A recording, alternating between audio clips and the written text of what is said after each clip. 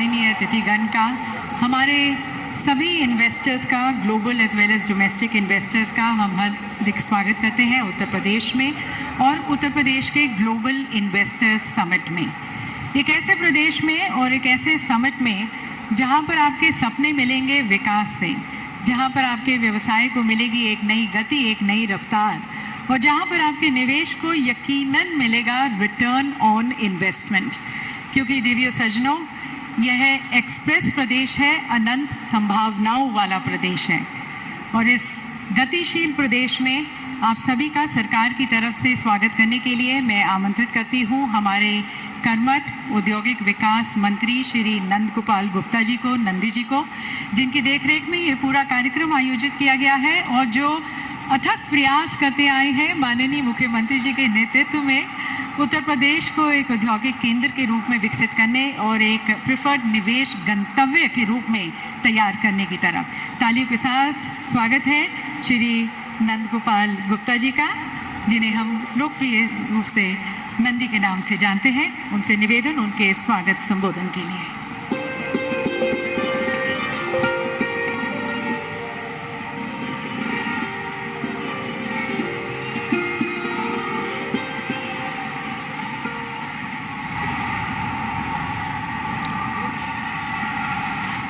सर्वप्रथम निवेश के महाकुंभ एवं उत्तर प्रदेश की समृद्धि के महोत्सव ग्लोबल इन्वेस्टर समिट 2023 के उद्घाटन के कार्यक्रम में जनसेवा, सुशासन और अपनी विजनरी दृष्टि से वैश्विक मंच पर भारत को एक नई पहचान दिलाने वाले हम सबके अगुवा, प्रेरणा स्रोत्र, देश के यशस्वी प्रधानमंत्री आदरणीय श्री नरेंद्र मोदी जी का हार्दिक स्वागत और अभिनंदन करता हूं। नारी शक्ति की प्रतीक, हम सब की अभिभावक, उत्तर प्रदेश की माननीय राज्यपाल श्रीमती आनंदीबेन पटेल जी, भारत के यशस्वी रक्षा मंत्री, लखनऊ के लोकप्रिय सांसद आदरणीय श्री राजनाथ सिंह जी, उत्तर प्रदेश की सांस्कृतिक स्वाभिमान एवं आर्थिक उन्नति को नई ऊंचाई देने वाले, नई ऊंचाई देने के लिए सतत समर्पित 25 करोड़ प्रदेशवासियों के उत्थान के लिए रात दिन काम करने वाले प्रदेश के कर्मयोगी मुख्यमंत्री आदरणीय योगी आदित्यनाथ जी, यहाँ पर उपस्थित माननीय विधानसभा अध्यक्ष श्री सतीश महाना जी, सभापति कुंवर मानवेंद्र बहादुर सिंह जी, संयुक्त अरब अमीरात एवं डेनमार्क के माननीय मंत्रीगण, माननीय उप मुख्यमंत्री द्वय श्री केशव प्रसाद मौर्य जी, श्री ब्रजेश पाठक जी, माननीय राज्य मंत्री जसवंत सिंह सैनी जी, प्रदेश सरकार के हमारे सभी सहयोगी माननीय मंत्रीगण, मुख्य सचिव दुर्गा शंकर मिश्रा जी, IIDC श्री अरविंद कुमार जी, उद्योग जगत की जानी मानी हस्तियों का, देश दुनिया के कोने कोने से आए हुए सम्मानित डेलीगेट्स, सरकार के सभी वरिष्ठ अधिकारियों, मीडिया के साथियों, मैं आप सभी का हार्दिक स्वागत और अभिनंदन करता हूं अपनी ओर से, अपनी सरकार की ओर से और सरकार के मुखिया योगी आदित्यनाथ जी की ओर से आप सभी का हार्दिक स्वागत और अभिनंदन करता हूं। हम सब का परम सौभाग्य है कि जब माननीय प्रधानमंत्री जी के यशस्वी नेतृत्व में भारत को G20 की अध्यक्षता का गौरव प्राप्त हो रहा है। पूरा भारतवर्ष इस उपलब्धि से गदगद है। सभी के मन में माननीय प्रधानमंत्री जी के लिए एक ही भाव उठता है कि मोदी जी की रूह में जज्बा है जब ईमान का, मोदी जी की रूह में जज्बा है जब ईमान का, क्यों न फिर डंका बजे दुनिया में हिंदुस्तान का, क्यों न फिर डंका बजे दुनिया में हिंदुस्तान का। अभी हाल ही में अमृतकाल का पहला बजट, जन कल्याणकारी बजट प्रस्तुत किया गया। ऐसे स्वर्णिम कालखंड में उत्तर प्रदेश को एक ऐसे आयोजन की मेजबानी का शुभ अवसर प्राप्त हो रहा है जो भारत की आत्मा के मौलिक विचार वसुधैव कुटुंबकम की बुनियाद पर आधारित है। आज के इस कार्यक्रम में United kingdom, Japan, Australia, Italy सहित 10 देशों के सम्मानित प्रतिनिधि पार्टनर कंट्री के रूप में उपस्थित है। माननीय प्रधानमंत्री जी, इस कार्यक्रम की पृष्ठभूमि में आपकी वैश्विक सोच की प्रेरणा समाहित है। जीआईएस से निवेशकों को आमंत्रित करने के लिए माननीय मुख्यमंत्री जी के नेतृत्व में उत्तर प्रदेश के सभी 75 जनपदों में, देश के सभी बड़े महानगरों में, दुनिया के 16 देशों और 21 सिटीज में रोड शो के आयोजन हुए। इस मुहिम से लोकल से लेकर ग्लोबल तक के वास्तविक मंत्र को धरातल पर उतारा गया है। यही कारण है लाखों करोड़ के निवेश प्राप्त हुए। इस समिट को अभूतपूर्व सफलता प्राप्त हुई। जीआईएस के मंच से हम विकास की नई संभावनाओं का हार्दिक स्वागत और अभिनंदन करते हैं। दूरगामी दृष्टि एवं सही दिशा वाली डबल इंजन की सरकार के कारण हम सब आज इस विराट आयोजन के साक्षी बन रहे हैं, जहां एक ओर अयोध्या, काशी, मथुरा की दिव्यता, प्रयाग का महाकुंभ दुनिया भर में सनातन धर्म को मानने वालों को गदगद कर रहा है, तो वहीं दूसरी ओर डिफेंस कॉरिडोर, डाटा सेंटर, जेवर airport, logistic park, pharma park, film city जैसे महत्वपूर्ण परियोजनाओं से इंडस्ट्री, इंफ्रास्ट्रक्चर, इकोनॉमी को भी उत्तरोत्तर नई ऊंचाई मिल रही है।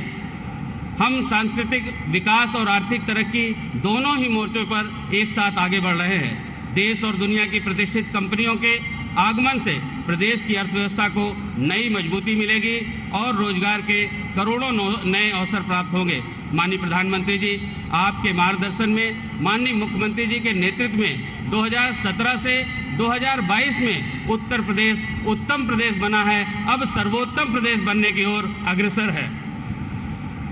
चाक चौबंद कानून व्यवस्था, निवेशकों के हित की सुरक्षा, इंडस्ट्री फ्रेंडली इकोसिस्टम, समयबद्ध एवं जवाबदेह कार्य प्रणाली के कारण बड़े पैमाने पर निवेश आकर्षित हुआ है। पूर्वांचल एवं बुंदेलखंड एक्सप्रेसवे के सुचारू नेटवर्क से इंडस्ट्रियल ग्रोथ को नई रफ्तार मिली है। यही कारण है जो क्षेत्र औद्योगिक विकास से अछूते रहते थे, आज इंडस्ट्रियल हब बनकर उभर रहे हैं। माननीय प्रधानमंत्री जी, आपकी गरिमामयी उपस्थिति में आज का यह आयोजन उत्तर प्रदेश की औद्योगिक विकास की यात्रा में अविस्मरणीय अध्याय के रूप में दर्ज हो रहा है। माननीय मुख्यमंत्री जी के यशस्वी नेतृत्व में उत्तर प्रदेश $1 ट्रिलियन की इकोनॉमी बनने के महामार्ग पर ठोस कदमों के साथ आगे बढ़ रहा है। इस पंडाल में मौजूद प्रत्येक निवेशक का संकल्प से सिद्धि और सिद्धि से समृद्धि की यात्रा में सहभागी बनने के लिए सभी का हृदय से आभार व्यक्त करता हूं। माननीय प्रधानमंत्री जी, आपके बहुमूल्य समय के लिए कोटि कोटि आभार करते हुए आपके लिए इस पंडाल में मौजूद एक एक व्यक्ति के हृदय की भावना को 2 पंक्तियों के माध्यम से कहते हुए अपनी वाणी को विराम देता हूं। मोदी जी के पास है जागीर जब ईमान की, मोदी जी के पास है जागीर जब ईमान की, मुस्कुराए फिर न क्यों तस्वीर हिंदुस्तान की, मुस्कुराए फिर न क्यों तस्वीर हिंदुस्तान की। जय हिंद, जय भारत।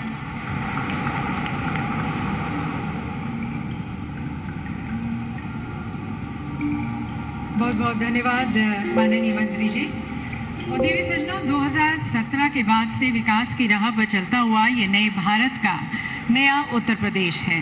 राज्य वही है, संसाधन वही है, काम करने वाले लोग भी वही हैं, पर नए नेतृत्व में नई सोच के साथ, पारदर्शी कार्य संस्कृति के साथ, लोक कल्याण की भावना के साथ ये समृद्ध, संपन्न और सुरक्षित उत्तर प्रदेश है, जो अब भविष्य के द्वार पर दस्तक देते हुए आप सभी का आह्वान कर रहा है कि आप नवीन और शक्तिशाली भारत के निर्माण में, नवीन उत्तर प्रदेश के विकास गाथा में शामिल हो।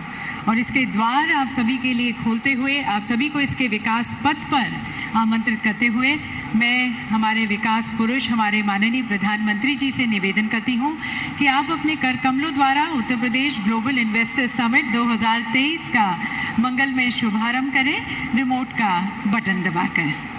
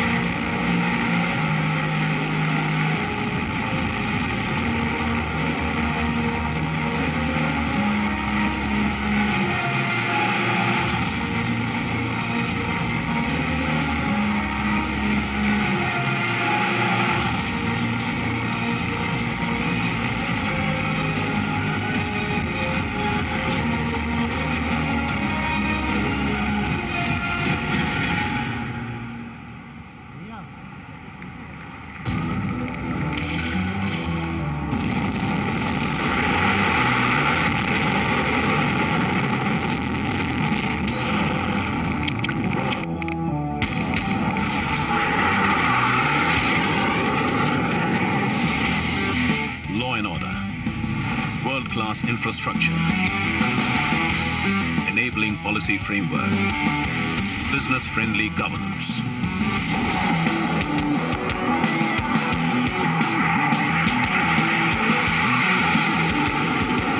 These are the four elements propelling Uttar Pradesh towards a global takeoff, making it New India's growth engine.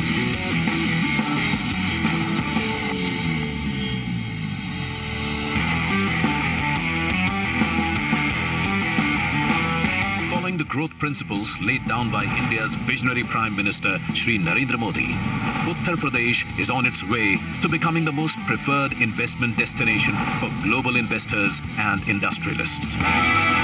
One of the fastest growing Indian states, UP ranks high in ease of doing business with zero tolerance policy against crime and corruption.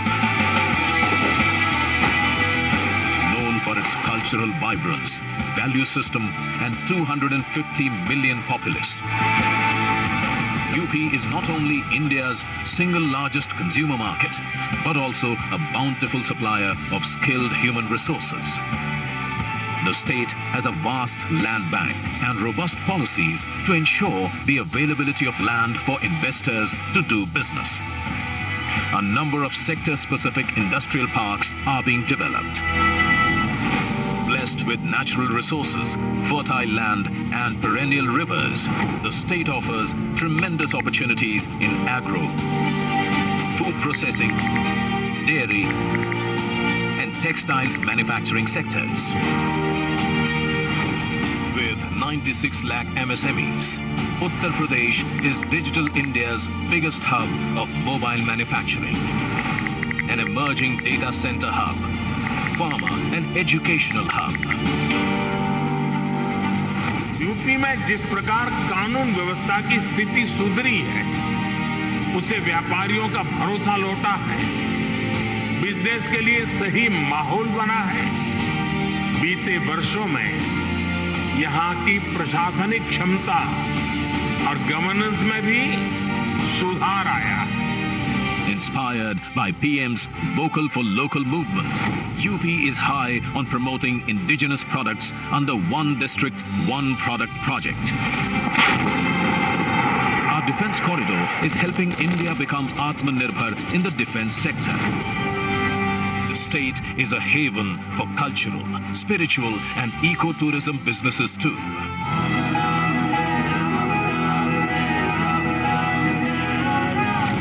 Overcoming the challenge of being landlocked, UP's dedicated freight corridors, inland waterways, expressways and airports provide quick, cost-effective, multimodal logistics solutions for the movement of manufactured goods around the global market. World-class, power-rich infrastructure with 9 operational and 10 upcoming airports, 4-lane interstate highways and the futuristic rapid rail transport system shall make every nook and corner of the state easily accessible for the world, thus opening up entire state for investment, including the Purvanchal and Bundelkhand areas. To ensure an investor-friendly ecosystem based on transparency and trust, the government of Uttar Pradesh has come up with Invest UP 2.0, a comprehensive investor services framework under which a single-window MOU monitoring portal, Nivesh Sarthi, has been developed to provide one-stop solutions for investors. The state government has formulated New Industrial Investment and Employment Promotion Policy 2022 and more than 25 sectoral policies to attract investments in various focus sectors.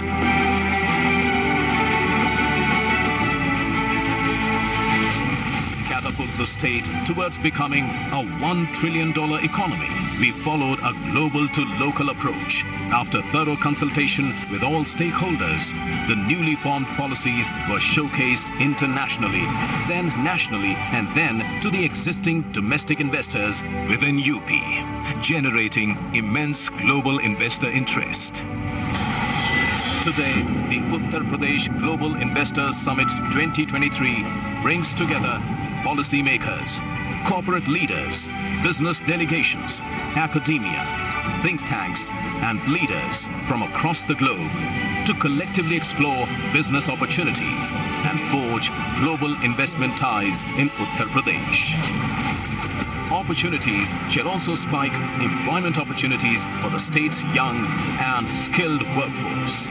As India enters its Amrit Kaal, the golden period of independence, the government of Uttar Pradesh, under the guidance of our Honorable Prime Minister Shri Narendra Modi, ensures you all of the most conducive business environment and a vibrant ecosystem for sustainable growth that shall play a pivotal role in India's journey to become a $5 trillion economy.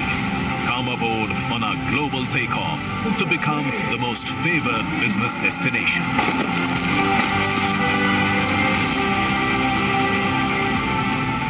Uttar Pradesh पूर्वी भारत का ही नहीं बल्कि पूरे देश का growth engine बन सकता है।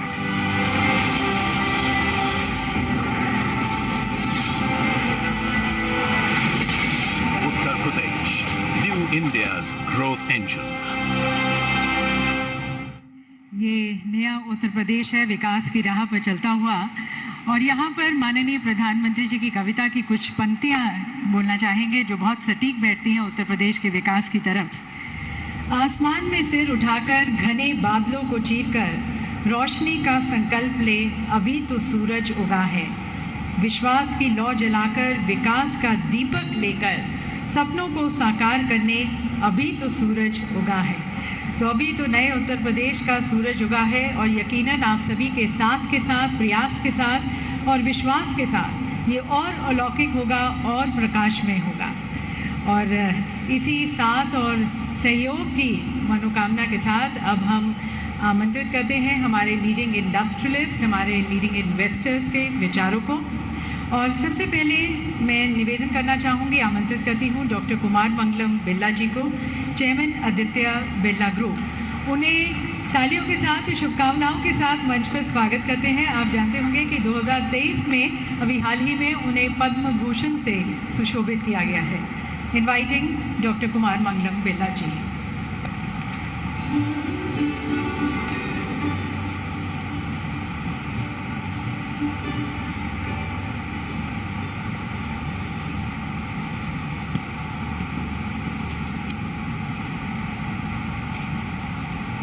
Honorable Prime Minister Shri Narendra Modi ji, Honorable Chief Minister of Uttar Pradesh Shri Yogi Adityanath ji, Honorable Defence Minister Shri Rajnath Singh ji, Honorable Governor of UP Srimati Anandi Ben, distinguished ministers, government officials, ladies and gentlemen.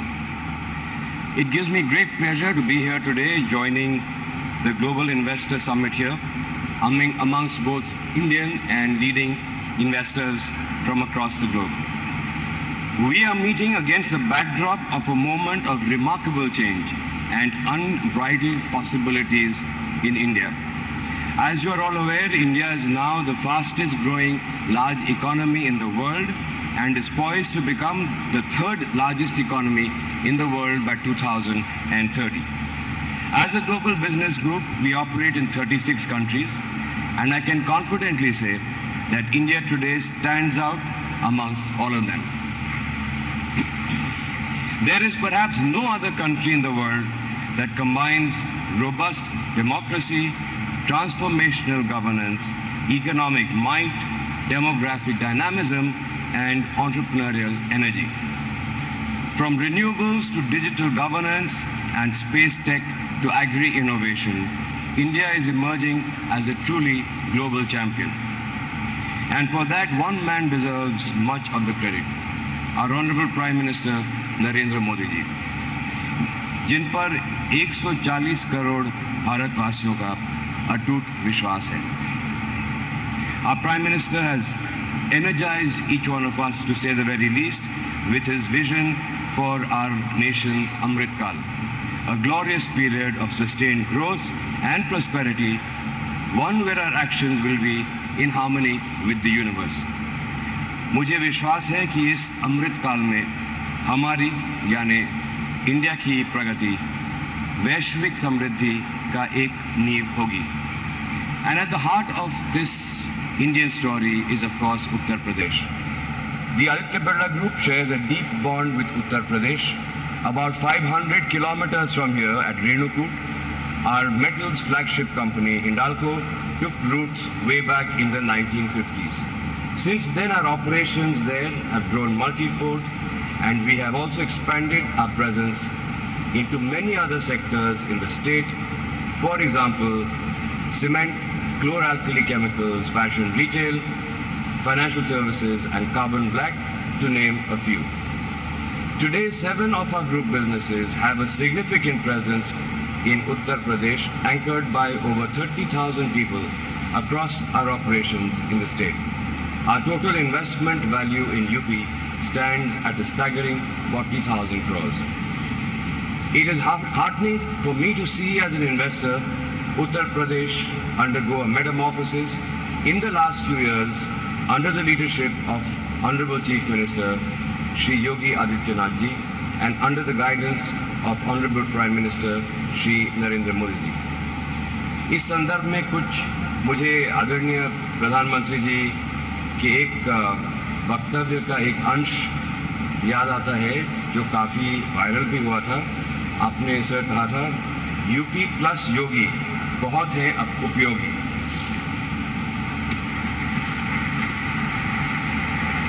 Uttar Pradesh was always known for being the most populous state in India for its agrarian base and for its proximity to the national capital region. However, it was a laggard in industrial development despite having a large consumption base. That picture is slowly and dramatically changing thanks to a pragmatic and industry-friendly administration and rapid pace of infrastructure development. The scale of infrastructure projects and their pace of implementation here are both remarkable. Be it the state-of-the-art highway projects crisscrossing the length and breadth of the state, the metro rail projects or the new airports, the state is upgrading its infrastructure in a transformative way. The government has also made significant strides in terms of ease of doing business. It was ranked second in the ease of doing business survey of the central government. Its Nivesh Mitra portal, which is a dedicated single window system, has won huge appreciation from investors. To further build upon its attractiveness for investors, the Uttar Pradesh government has recently launched a new industrial investment and employment promotion policy that targets making the state a $1 trillion economy. Investors are already taking note of the changing face of Uttar Pradesh.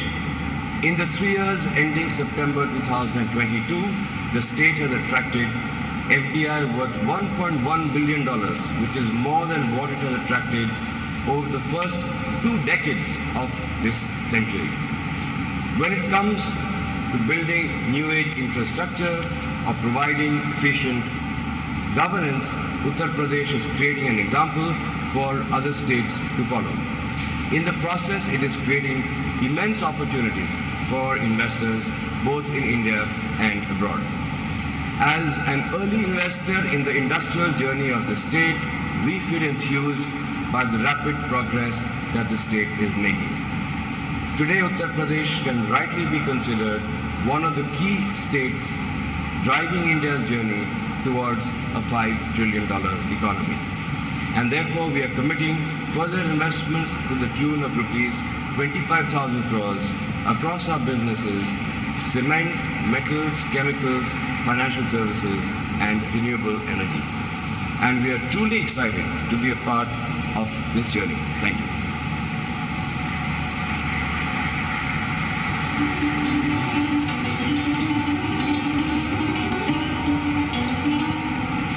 Thank you, sir, for sharing with us the impressive footprints which you have casted here and the further futuristic plans you have. And now, ladies and gentlemen, inviting another iconic business leader, Chairman Reliance Industries, Shri Mukesh Ambani ji, who has in fact been leading various game-changing ventures in the country. Shri Mukesh Ambani, Chairman Reliance Industries.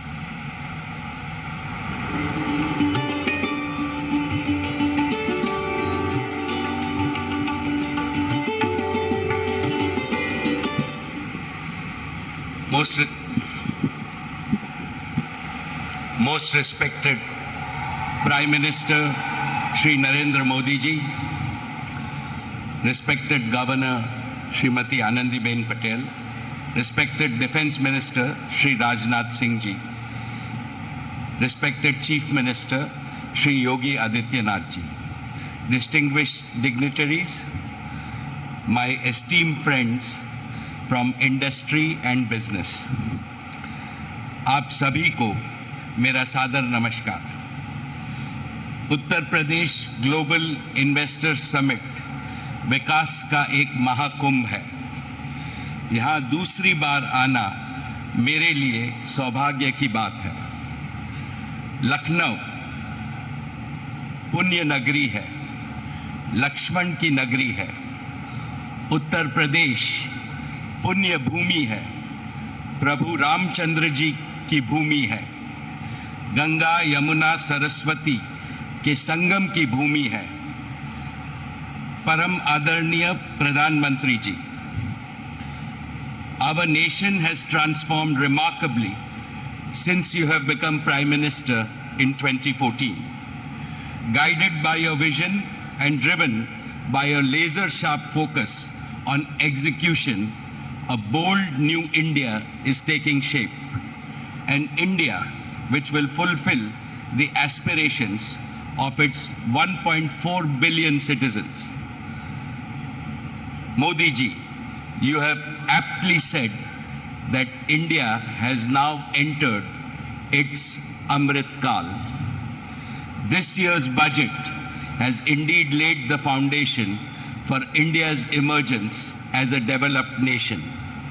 It stands out for its highest ever resource allocation for building the foundation for country's growth in terms of capital expenditure. This is bound to not only boost economic growth but also achieve greater social welfare. I am confident that India is on a very strong growth path, and there are four main reasons for my conviction. First, Indians are embracing technology at a rate unseen even in the developed world. For example, as we speak, this year, 2023, India is rolling out the fastest 5G network through the length and breadth of our country. Second, India has the world's largest population of youth. Our youth is brimming with entrepreneurial energy and passion. Their innovations and ideas will take the world by storm. Third, thanks to your far-sighted leadership, regional imbalances are fast disappearing. Uttar Pradesh is a shining example of this. The divide between urban India and rural Bharat is also closing. Fourth, and most importantly, you have brought about a fundamental change in the mindset of the nation. There is unprecedented hope and optimism among the people. Nobody in the world can question the fundamentals of Indian economy. They are robust.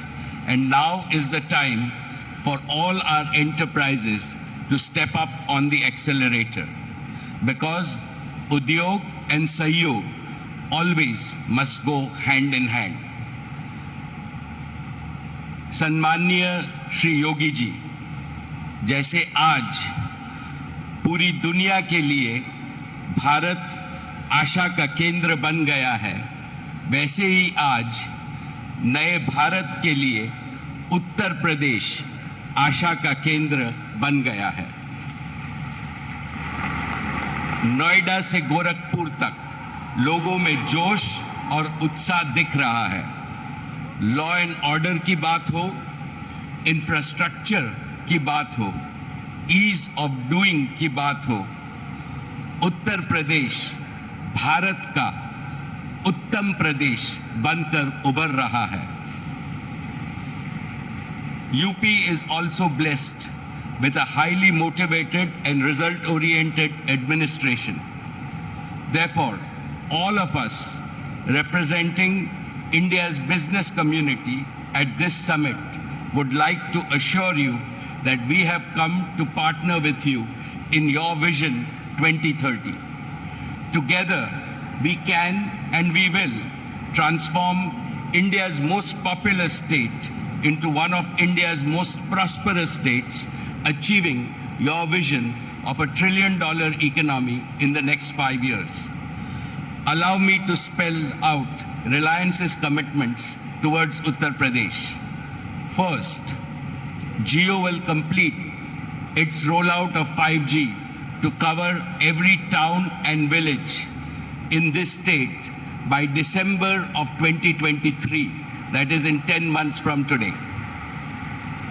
Jio platforms will help modernize all areas of business and industry, agriculture, social sector, and governance.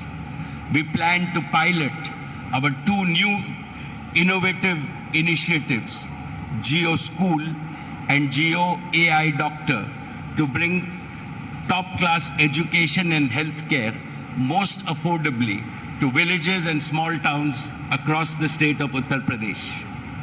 Second, Reliance Retail will revolutionize hundreds of thousands of kiranas and small stores across UP, enabling them to grow more and earn more.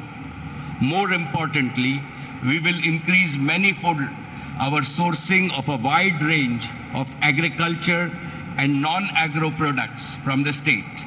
It will benefit our hard-working kisans, local artisans, craftsmen, MSMEs, as well as the supply chain ecosystem in UP.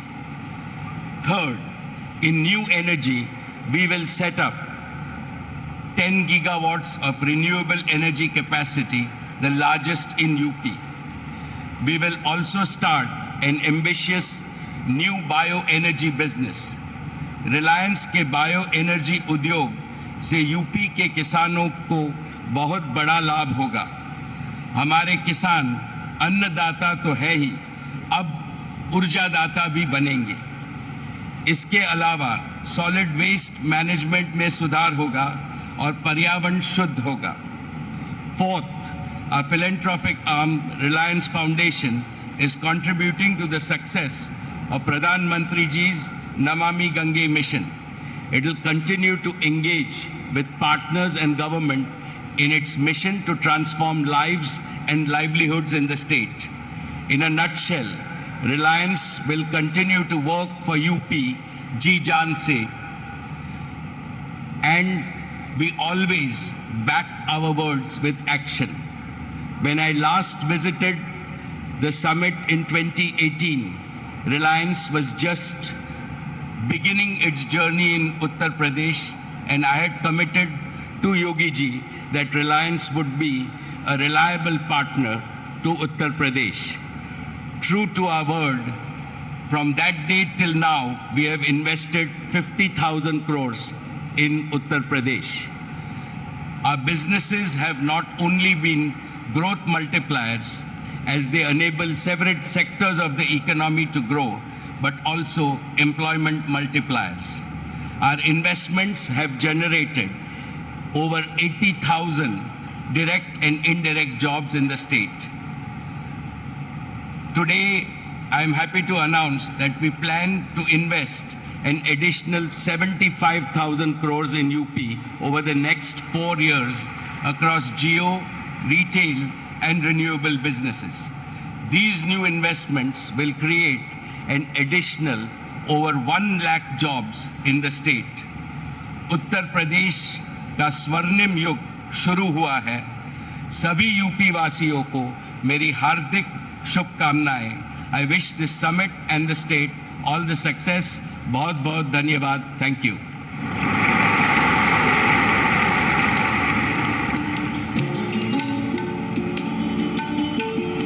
बहुत बहुत धन्यवाद sir, Uttar Pradesh की उन्नति और प्रगति में और अपना सहयोग देने का. और अब देवीय सज्जनों आमंत्रित करते हैं हमारे अगले आइकॉनिक बिजनेस लीडर को, जिन्हें लोग पॉपुलरली मैराथन मैन के नाम से भी जानते हैं और जिन्हें वर्ष 2022 में पद्म भूषण से सुशोभित किया गया था और जो देश के सबसे बड़े और सबसे पुराने बिजनेस हाउस को लीड कर रहे हैं, chairman Tata Sons Shri N Chandrasekaran ji.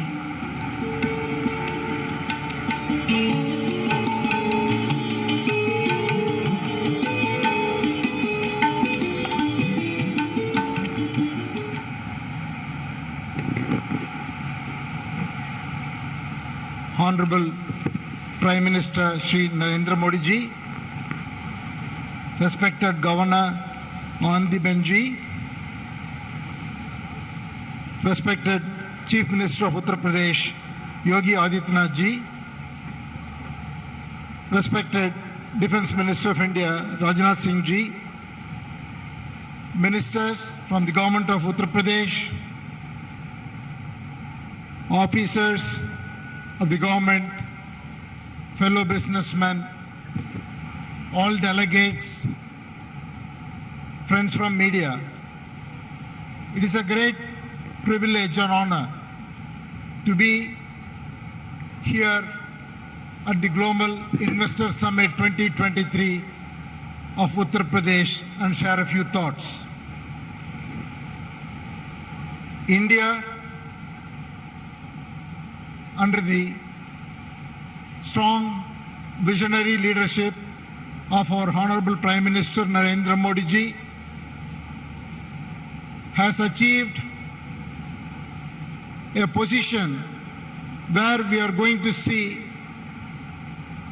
India being the fastest growing economy, not only in the current year, I'm pretty sure in the coming years of the decade. It is not only about economic growth. What the Honorable Prime Minister has enabled is a 360-degree development. That is because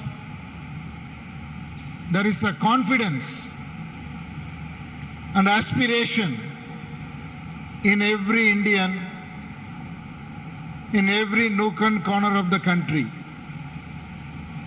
So we are seeing economic development, development in quality of life, development in sports, arts, and across the board, you see it exhibiting itself in terms of the aspiration and want to achieve more everywhere. From an economy point of view, India's dream of becoming a $5 trillion economy, 10 trillion, and again 25 trillion when we become 100 years after independence is very much achievable, and we are well on our path. And we have started the Amrit Kaal with the first budget, which I would say lays a very strong foundation, because we are seeing a tremendous investment towards infrastructure development and also policies that will promote huge consumption. I feel we are in a situation where we are going to see growth led by infrastructure as well as consumption. We are going to see rural growth as well as urban growth, domestic growth as well as exports growth. It is a very unique situation because this has not happened. Usually one thing or the other will pull us down. I think we are in a unique situation.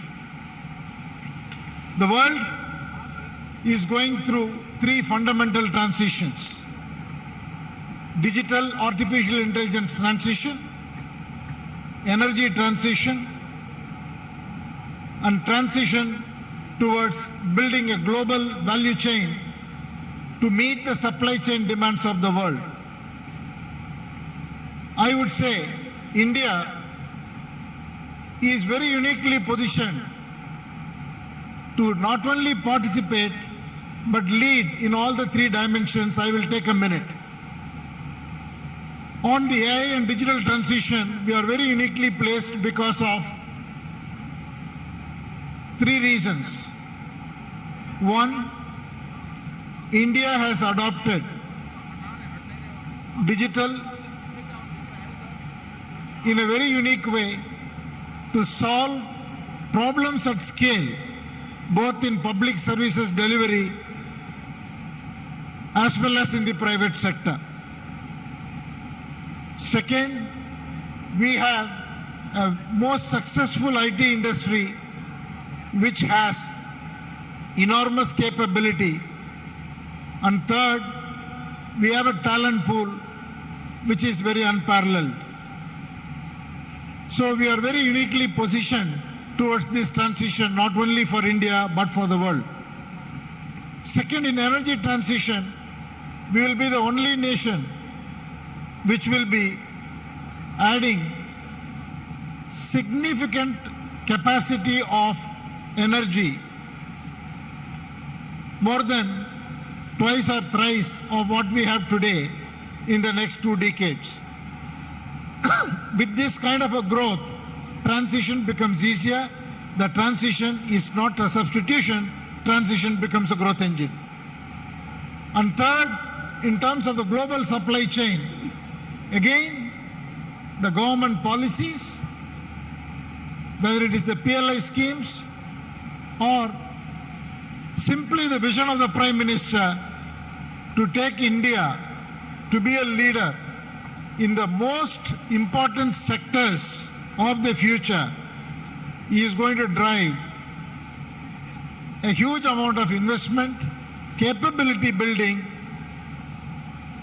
and ecosystem development, which is all going to lead into enormous amount of growth domestically and most importantly, globally from an export point of view. Coming specifically to Uttar Pradesh is already the third largest state in the country.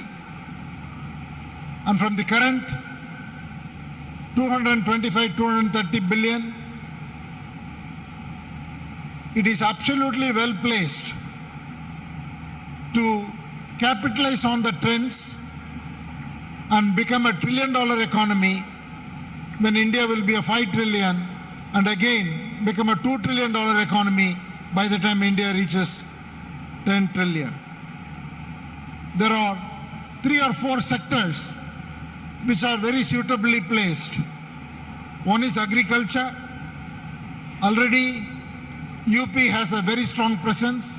It is the largest producer of oilseeds. It's among the top 3 in terms of wheat, sugarcane, fruits, vegetables, and pulses. And it is so uniquely advantageous that 87% of the sown area is fully irrigated, which is significantly higher than the national average of 50%. By applying the technology of the modern industrial era, UP can dramatically increase productivity in its agricultural sector. The manufacturing sector presents another opportunity because UP is much below the national average or below the other states. UP only gets 12% contribution from this sector. With the tremendous focus on infrastructure development and the value chain opportunity that is presented globally, UP has a fantastic opportunity to increase its share from manufacturing by focusing on advanced manufacturing, precision electronics, semiconductors, assembly and testing, defense and aerospace, pharmaceuticals. All of this are going to happen in this coming decade, and UP, with its vast land and progressive policies, and infrastructure can capitalize. Third area is tourism. Already UP is the largest in terms of attracting foreign visitors. Close to 5 million tourists from abroad visit UP. UP is most uniquely positioned because of its history, because of the UNESCO heritage sites, 24 wildlife sanctuaries, and Varanasi, the Jyotirling, and a number of religious places which are of huge significance both for domestic tourists and for international tourists. The tourism opportunity in UP is unparalleled to any other place. So these three growth engines can significantly contribute to Uttar Pradesh's dream of becoming a $1 trillion economy, and in the process can address a lot of jobs and address quality of life, as well as bring down the inequality that exists between the different 75 states and bring a range which is much closer, where the per capita income and quality of life can lift all people in the state of Uttar Pradesh. A few words on Tata Group. Tata Group has a long history of presence in the state, from our steel company to automotive company, and a large presence of TCS, and all our retail companies, financial services companies, Tata Advanced Systems, Tata Power. 18 companies of the state of the Tata Group are deeply present. And today, more than 50,000 people work in the state of Uttar Pradesh. We are on a huge expansion across all our companies in the state. Our hotel business sees tremendous opportunities in the state because of the tourism that's going to come, both religious tourism as well as wildlife and other aspects that will attract tourists. Air India has a detailed plan to connect every part of UP to the rest of India and potentially to the important destinations of the world. And we are already having huge investments in Noida, both from a TCS point of view and also from Air India point of view. And I'm happy to say that we are going to build an integrated multimodal air cargo through Air India sets with our partner Zurich Airport in the new Jawahar Airport. So the group is very committed and sees a tremendous opportunity, and I want to express our gratitude to the phenomenal leadership that is being provided by the Honorable Chief Minister under the vision of our Prime Minister for clean governance, huge infrastructure development, as well as an atmosphere which is so much business friendly. I wish the summit a grand success, and thank you for giving me this opportunity.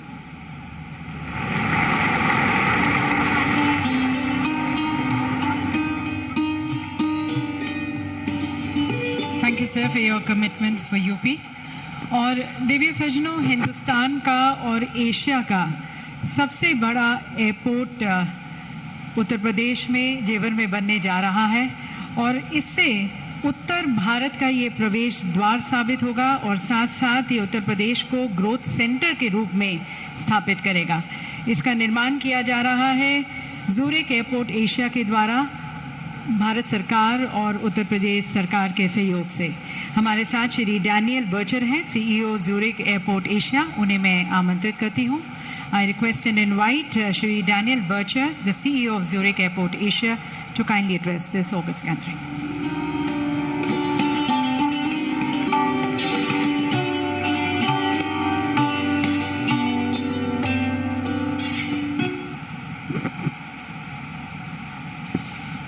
Honorable Prime Minister of India, Shri Narendra Modi ji, Honorable Defense Minister, Shri Rajnath Singh ji, Honorable Governor of UP, Madam ji, Honorable Chief Minister of Uttar Pradesh, Shri Yogi Adityanath ji, Member of Union Cabinet Ministers, Member of the Cabinet of Ministers of the Uttar Pradesh government, members of the Parliament and members of the Uttar Pradesh Vidhan Parishad and Vidhan Sabha, friends and colleagues from the corporate world, members of the media, and ladies and gentlemen. It is indeed a great honor to be here and addressing this August gathering today. Zurich Airport has been a long-standing partner with India. Having developed and built Bengaluru Airport almost 2 decades ago, we have assessed many other projects along the way, and today we are well on course to deliver a new gateway for Uttar Pradesh, the Noida International Airport. Alongside India, Zurich Airport will celebrate its 75th anniversary this year. And we are putting together all our years of experience and our global expertise spanning across 3 continents into making the Noida International Airport an aviation landmark of which the state of UP and the nation can be proud. I would like to congratulate the Honorable Prime Minister and the Honorable Chief Minister for the world-class infrastructure that they have developed for the state of Uttar Pradesh. No state has perhaps done as much as UP in recent years to encourage investment in the state. The fact that the who is who of the Indian entrepreneurs and global investors are present here today is a testament to this. Our own experience in the state of Uttar Pradesh has been nothing short of excellent. We are one of the largest foreign investors in the state today, and it's not just our investment. Noida International Airport is accelerating investments from world-class partners, be it for the development of a fuel farm, for a multimodal cargo hub together with the Tata Group, an airport hotel, catering facilities, and this is just the beginning. Noida International Airport will be a lighthouse project that will pave the way for greater investments in the state. An airport is not just a place where one catches flights. As we have seen across the world, airports are catalysts for economic growth and job creation in the surrounding areas. This project will therefore also support Western UP's development into a hub for manufacturing and commerce and create thousands of employment opportunities. One of the goals declared by the Honorable Prime Minister at the unveiling of the national logistics policy is to bring down the cost of logistics from the present 13 to 14% to single digits. The upcoming multimodal cargo hub at Noida Airport will be a big contributor in bringing down logistic costs for the region. Alongside that, it will help to stimulate growth in trade and manufacturing in the state of Uttar Pradesh. The Honorable Chief Minister, Shri Yogi Adityanath ji, has been the driving force behind the development of Noida International Airport. Not only did he and his government ensure smooth land acquisition and pave the way for speedy clearances, but he and his administration had the wisdom and foresight to plan for tomorrow. When it opens next year, Noida International Airport will have direct access to the Yamuna Expressway. There will be separate and independent road access to the airport's east, allowing for the smooth and unrestricted transport of freight. And the airport terminal will in turn have their own metro and high-speed rail stations, providing a smooth experience for passengers. Looking beyond that, the government of UP has begun to acquire land to the north and to the south of the current airport site, providing for future airport growth and development in the decades to come. With the support and the encouragement of the state government, we are proud to say that we see ourselves not just as financial investors in the state of Uttar Pradesh, but as partners in its progress. Noida International Airport is a shining example of a public-private partnership in action, and we are delighted to have the government of Uttar Pradesh as public partners. Together, we will be developing a world-class airport in Noida, a modern, digitally enabled airport that will not only be welcoming and easy to use, but also sustainable. An airport that is very much at home in Western Uttar Pradesh and reflects the region's rich architectural heritage. Noida International Airport will be a true blend of Swiss efficiency and Indian hospitality.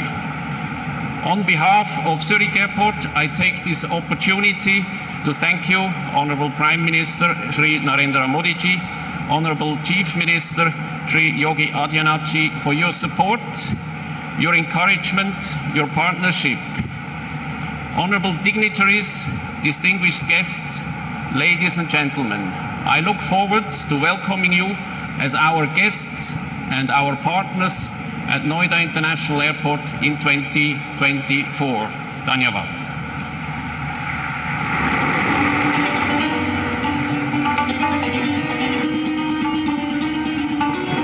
Thank you, sir, for your expression of faith and confidence in UP, and thank you for your support.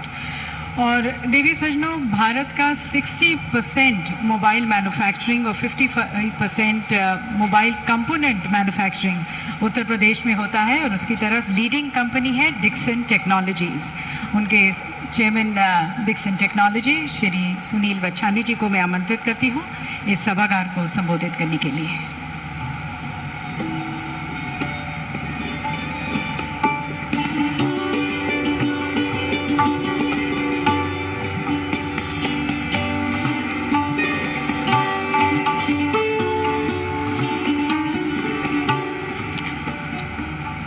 Honorable Prime Minister Shri Narendra Modi ji, Honorable Defence Minister Shri Rajnath Singh ji, Honorable Chief Minister Shri Yogi Adityanath ji, Honorable Governor Ms. Patel, Ministers from Denmark and UAE and other ministers from UP.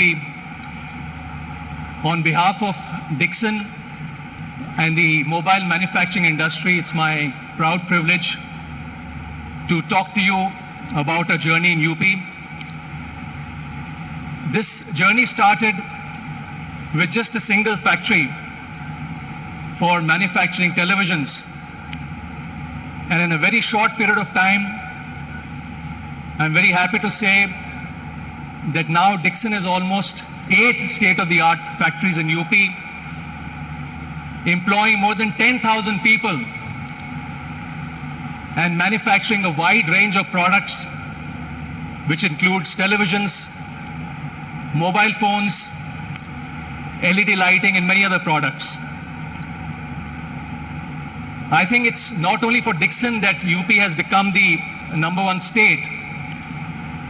You just heard that almost 65% of the mobiles sold in the country are manufactured in UP.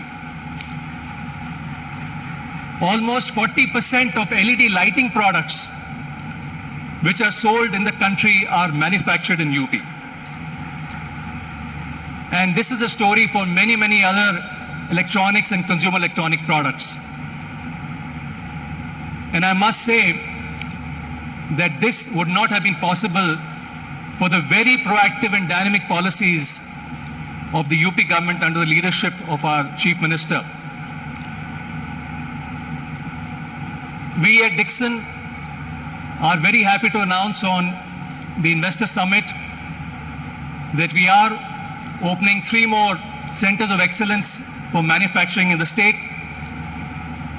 The first for manufacturing consumer and telecom products, which will not only be made in India, but they'll be designed in India for the world.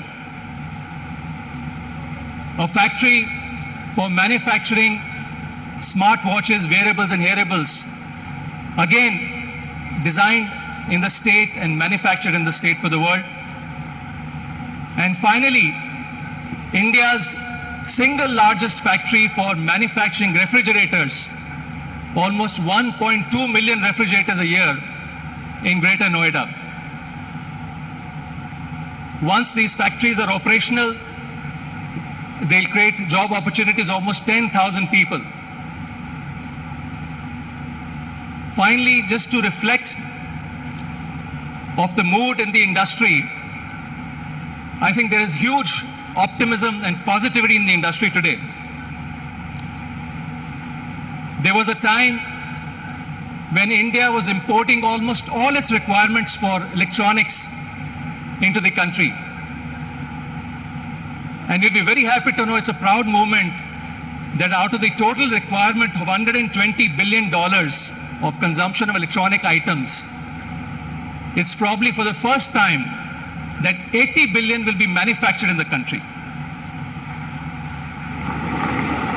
Let's look at the story of mobile phone manufacturing. There was a time we were importing almost 90% of our requirement that was consumed in the country. Today, we are not only manufacturing the entire requirement, but we're looking at exporting almost $100 billion worth of mobile phones. There was a time there were no Indian champions in the electronic manufacturing space. Today, Indian companies are manufacturing and exporting to all over the world. I must say that this would not have been possible without the clarion call made by our Honorable Prime Minister when he said, let's make in India. Let's make India the next hub for manufacturing of electronic products. Honorable Prime Minister, I would like to assure you that we in the industry will not rest until we make India the next hub for manufacturing of these products. Finally, I'd like to end with a couplet which I think reflects the mood in the nation and the industry. And it says, अभी जिंदगी की असली उड़ान बाकी है, अभी जिंदगी में कई इम्तिहान बाकी हैं, अभी तो नापी है जमीन हमने, अभी पूरा आसमान बाकी है. Thank you so much.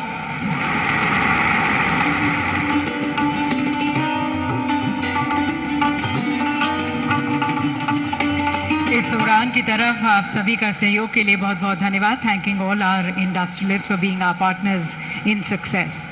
और देवी सज्जनों, जैसा कि आपने सुना, भारत आज सभी क्षेत्रों में आत्मनिर्भर बनने की ओर अग्रसर है और एक ऐसा क्षेत्र है अब डिफेंस का क्षेत्र. आप जानते होंगे कि भारत में 2 डिफेंस इंडस्ट्रियल कॉरिडोर्स विकसित किए जा रहे हैं, एक तमिलनाडु में और दूसरा उत्तर प्रदेश में.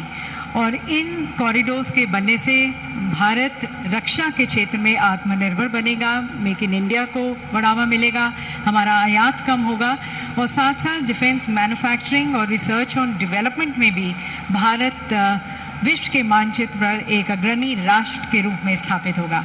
हमारे साथ हमारे माननीय केंद्रीय रक्षा मंत्री जी हैं श्री राजनाथ सिंह जी. सभी की तालियों के बीच मैं उन्हें आमंत्रित करती हूँ इस सम्मानित सभागार को संबोधित करने के लिए.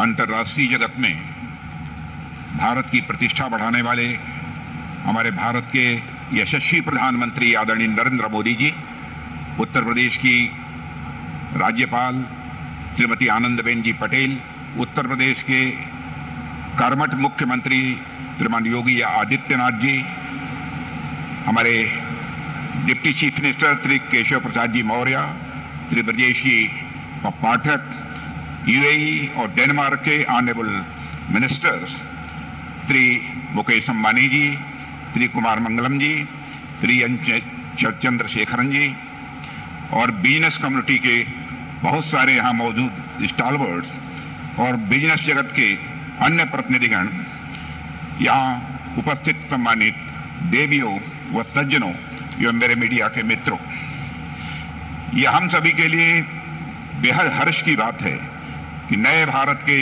निर्माता हमारे माननीय प्रधानमंत्री जी अपना अमूल्य मार्गदर्शन देने के लिए हम सबके बीच यहाँ उपस्थित हैं।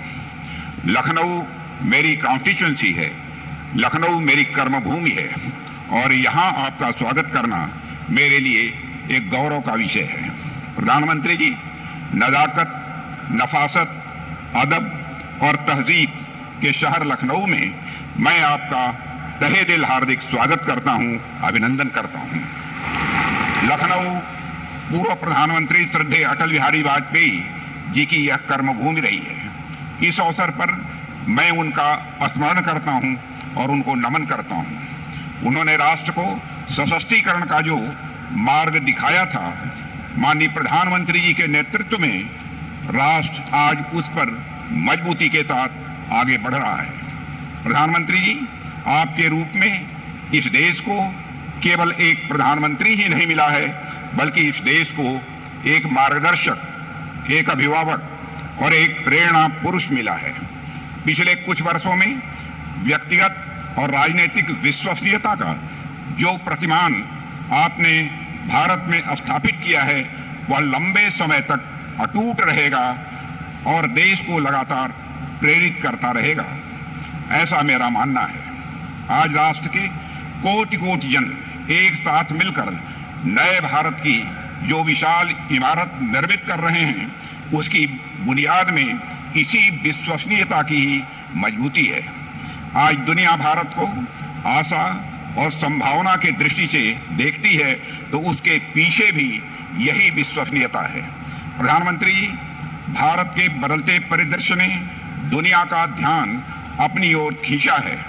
प्राचीन काल में यह देश जिन जिन चीजों के कारण दुनिया भर में प्रसिद्ध था, यहाँ का उद्योग और व्यापार भी उनमें से एक था। पर कुछ ऐतिहासिक कारणों के चलते यहाँ का उद्योग और व्यापार गर्त में जाने लगा। इस देश ने ऐसा भी समय देखा है जब तमाम संसाधनों और उपयुक्त परिस्थितियों के बावजूद लोग बिजनेस के क्षेत्र में आने से हिचकिचाने लगे थे। यानी स्यूडो सेकुलरिज्म, छद्म समाजवाद के नाम पर इंडस्ट्रियलिस्ट को न केवल आगे बढ़ने से रोका गया, बल्कि स्थापित उद्योगों को भी बड़ा नुकसान पहुंचाया गया। समाज में ऐसा हीन दृष्टिकोण बन गया था जो औद्योगिक एवं व्यापारिक गतिविधियों को ऐसे देखता था मानवीय सभ्य समाज से अलग कोई गतिविधि हो। पर पिछले कुछ वर्षों में चाहे वह राष्ट्र में नए नए आर्थिक सुधार हों, बिजनेस कम्युनिटी को प्रेरित और उत्साहित करना हो, यह दिखाते हैं कि बिजनेस कम्युनिटी के प्रति सरकार ने एक नई अप्रोच रखी है। पुराने और अप्रभावी नियम कानून जो इंडस्ट्री के लिए रेड टेप बन चुके थे, वर्तमान नेतृत्व में रेड कारपेट में वह बदल चुके हैं। आज बिजनेस कम्युनिटी को न केवल सम्मान और भरोसे की नजर से देखा जाता है, बल्कि वेल्थ क्रिएटर के रूप में सामाजिक विकास में उन्हें एक प्रमुख कंट्रीब्यूटर समझा जाता है। भारत की लगातार बढ़ती साख में हमारी बिजनेस कम्युनिटी का बहुत बड़ा योगदान है। देवियों व सज्जनों, यह महत्वपूर्ण बात है कि आज international monetary fund, world bank, domestic एवं ग्लोबल इन्वेस्टर्स कम्युनिटी भारत को भरोसे की निगाह से देख रही है। पर इससे भी महत्वपूर्ण बात यह है कि आज देश के नागरिकों में देश के नेतृत्व पर, देश की संभावनाओं और क्षमता पर एक नया भरोसा पैदा हुआ है। मोदी जी के मुख्यमंत्रित्व काल में गुजरात ने जो ऊंची विकास की दर हासिल की थी, वह पूरी दुनिया में चर्चा के साथ साथ रिसर्च का विषय बन गया था। अब जब मां गंगा के आदेश पर आपने उत्तर प्रदेश का हाथ थामा है, तो कोई कारण नहीं कि यह उत्तर प्रदेश भी विकास और समृद्धि की वही रफ्तार न पकड़े जो किसी समय गुजरात ने पकड़ी थी। पिछले कुछ समय में उत्तर प्रदेश इन्वेस्टर्स के लिए एक अत्यंत भरोसेमंद डेस्टिनेशन के रूप में यह उत्तर प्रदेश उभरा है। प्रदेश के बहुत ही लगनशील और कर्मठ मुख्यमंत्री श्री योगी आदित्यनाथ के नेतृत्व में यूपी ने अपने नाम यानी अप को लगातार सार्थक किया है। अब यूपी मतलब हेल्थ हब, यूपी मतलब एजुकेशन अप, यूपी मतलब स्किल अप, यूपी मतलब इंफ्रास्ट्रक्चर अप, यूपी मतलब इन्वेस्टमेंट अप और यूपी मतलब इन्वेस्टमेंट का रिटर्न अप यह हो गया है। कुछ साल पहले स्थिति यह हो गई थी कि यूपी में इन्वेस्ट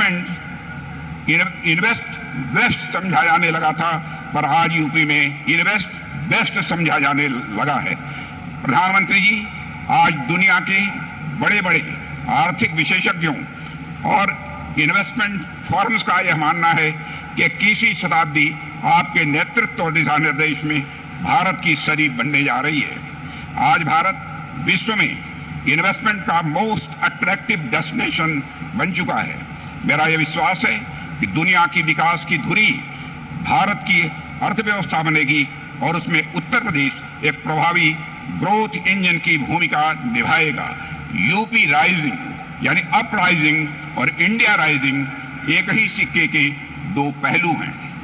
देवियों व सज्जनों, आज की समिट में आप लोगों का पार्टिसिपेशन और पिछले कुछ समय में यूपी में हुआ अच्छा खासा इन्वेस्टमेंट इसका एक बहुत बड़ा प्रमाण है। नेतृत्व बदल जाने से कैसे पूरा परिदृश्य बदल जाता है, उत्तर प्रदेश समेत पूरा देश इसका जीता जागता उदाहरण है। पिछले 7-8 वर्षों में ऐसा नहीं है कि संसाधन बहुत बदल गए हों, ऐसा नहीं है कि लोग दूसरे आ गए हों। बावजूद इसके हमारा देश अगर इतना बदला है तो इसलिए क्योंकि नेतृत्व बदला है। आने वाले समय में उत्तर प्रदेश समेत पूरा राष्ट्र विकास का शिखर चूमेगा। राष्ट्र अपनी आभा से संपूर्ण विश्व को आलोकित करेगा, ऐसा मेरा विश्वास है। और इसका रास्ता इस तरह के इन्वेस्टर समिट से ही होकर गुजरता है। मैं इसकी सफलता की हृदय से शुभकामना देता हूं और एक बार फिर माननीय प्रधानमंत्री जी को अपने व्यस्ततम कार्यक्रम में से समय निकालकर और हम सबके मार्गदर्शन के लिए यहाँ पर उपस्थित होने पर मैं उन्हें धन्यवाद देता हूँ और आप सभी को धन्यवाद देते हुए यहीं पर अपना निवेदन समाप्त करता हूँ।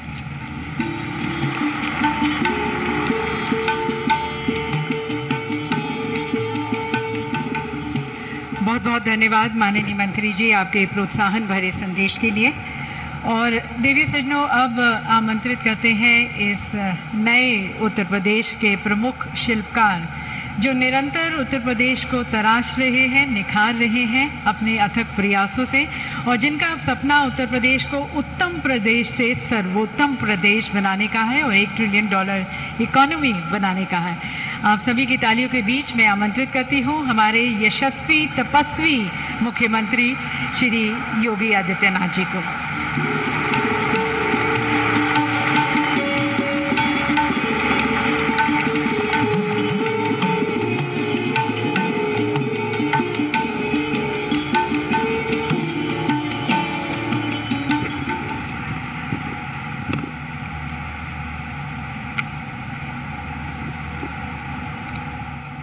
हम सबके मार्गदर्शक, देश के यशस्वी प्रधानमंत्री आदरणीय श्री नरेंद्र मोदी जी, प्रदेश के माननीय राज्यपाल श्रीमती आनंदीबेन पटेल जी, माननीय रक्षा मंत्री श्री राजनाथ सिंह जी, सभी केंद्रीय मंत्रीगण, डेनमार्क तथा यूएई के माननीय मंत्रीगण, प्रदेश सरकार में मेरे वरिष्ठ सहयोगी उप मुख्यमंत्री द्वय श्री केशव प्रसाद मौर्य जी, श्री ब्रजेश पाठक जी, मंत्रिमंडल के मेरे सभी सहयोगीगण, सभी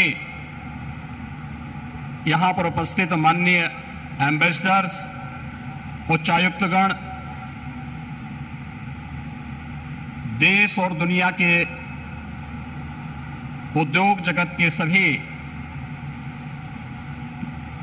corporate leaders, policy makers, business delegations और उपस्थित सभी उपस्थित निवेशक बंधुओं, मैं आप सबका असीम संभावना वाले इस प्रदेश में उत्तर प्रदेश की 25 करोड़ जनता की ओर से आदरणीय प्रधानमंत्री जी का Uttar Pradesh global investor summit के आज के इस आयोजन में हृदय से स्वागत करता हूं, अभिनंदन करता हूं। हम सब जानते हैं उत्तर प्रदेश ने विगत 6 वर्ष के अंदर जो कुछ भी उपलब्धि हासिल करने की दिशा में प्रयास प्रारंभ किया है, आदरणीय प्रधानमंत्री जी के रिफॉर्म, परफॉर्म और ट्रांसफॉर्म के मूल मंत्र को अंगीकार करते हुए उनके नेतृत्व और मार्गदर्शन में ही उसे हासिल किया है।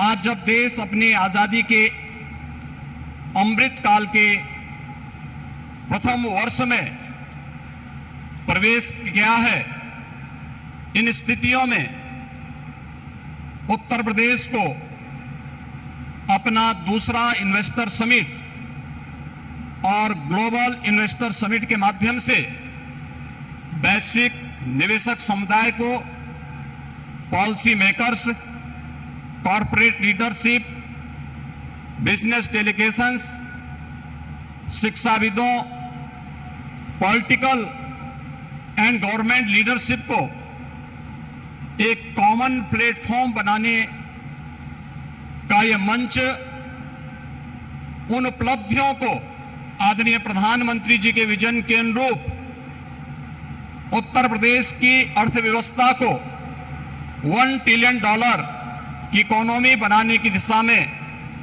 प्रयास का एक अभिन्न हिस्सा है। मुझे बताते हुए प्रसन्नता है कि इस ग्लोबल इन्वेस्टर समिट में नीदरलैंड, डेनमार्क, सिंगापुर, जापान, दक्षिण कोरिया, ऑस्ट्रेलिया, इटली, संयुक्त अरब अमीरात, यूनाइटेड किंगडम और मॉरिशस हमारे पार्टनर कंट्री के रूप में अपना योगदान दे रहे हैं, ताकि दुनिया के तमाम अन्य देशों के प्रतिनिधि इस आयोजन में शामिल होकर के इसे सफल बना करके वास्तव में एक निवेश के महाकुंभ के रूप में इसे एक नया स्वरूप प्रदान किए हैं। आदरणीय प्रधानमंत्री जी, ग्लोबल इन्वेस्टर समिट के लिए आपके मार्गदर्शन के उपरांत उत्तर प्रदेश के हमारे मंत्रिमंडल के समूह ने दुनिया के 16 देशों की 21 शहरों में रोड शो के आयोजन किए थे। उन सभी देशों में भारतीय मिशन से जुड़े हुए हमारे माननीय राजदूतों ने उन्हें भरपूर सहयोग देकर के आपके विजन के अनुरूप उत्तर प्रदेश में ट्रेड, टूरिज्म एंड टेक्नोलॉजी के उस अभियान को आगे बढ़ाने के लिए अपना बहुत महत्वपूर्ण योगदान दिया। इसके साथ ही देश के 10 बड़े महानगरों में भी इन रोड शोज के आयोजन किए गए और आज जब यहां पर आपका मार्गदर्शन हम सबको प्राप्त होने वाला है, तो न केवल प्रदेश की राजधानी लखनऊ में 10,000 से अधिक यहां पर आए हुए उद्योग, देश के दुनिया के प्रमुख उद्योगपतियों, निवेशकों का बिजनेस डेलीगेशंस की उपस्थिति में, बल्कि उत्तर प्रदेश के सभी 75 जनपदों में भी ये कार्यक्रम एक साथ संचालित हो रहा है। सभी 75 जनपदों में ये कार्यक्रम एक साथ हम लोग आगे बढ़ाने का कार्य कर रहे हैं।